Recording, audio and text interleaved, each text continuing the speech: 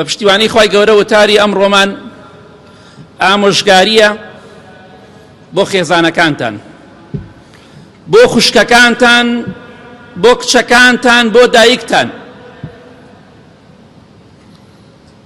ڕوو دەکەمە خوشکە بەڕێزەکان کە خێزان و کچ و خوشک و دایکی ئێوەن، ڕوویان تێدەکەم پێیان دەڵێم خوشکە بەڕێزەکانم، ئەوانەی کە سافیرن، ئەوانەی کە دژی لەچکن لە شایی و لە هەڵپەڕکێ و لە ژنمارە بڕیندا، لە زانکۆکان و لە بازاردا لەچکەکانیان فڕێدەدەن و یاخود جلێکی ناشەرعی لەبەر دەکەن. ڕوویان تێدەکەم خەسارەتمەندێکی زۆر گەورن، گەورەترین خەسارەتمەندیە بۆ ئێوەی ئافرەت کە نەفسی خۆت لە بەهەشتی خوا مەحرومکەی، خۆت لە بەهەشت بێبەشکەی و خۆت بکەیتە ناو ئاگرەوە تەنها لەبەر ئەوەی کە تۆ ئافرەتێکی دەتەوێت و ئەوروپا بژیت.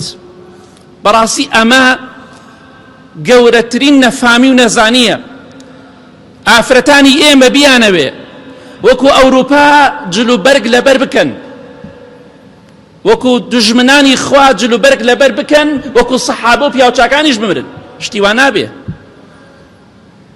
پێویستە بزانی پێغەمبەری خوا صلی الله عليه وسلم لە حەدیثێکی صحیحی مسلمدا دەفەرمێ: صنفان من أهل النار لم أرهما.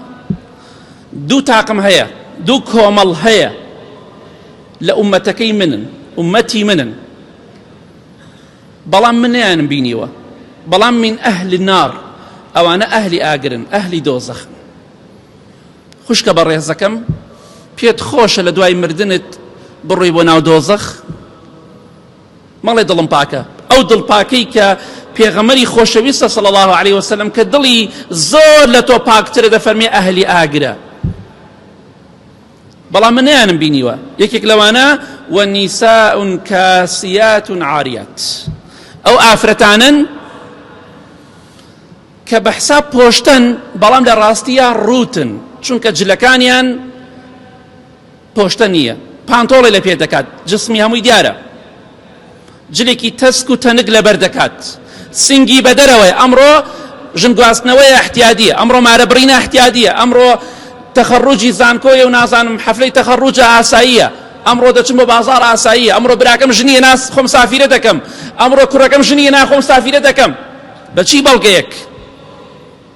بەچی بەڵگەیەک خوشکەکەت، خێزانەکەت، کچەکەت، بووکەکەت سافیرەیە؟ شەرم ناکەی لە خوای گەورە؟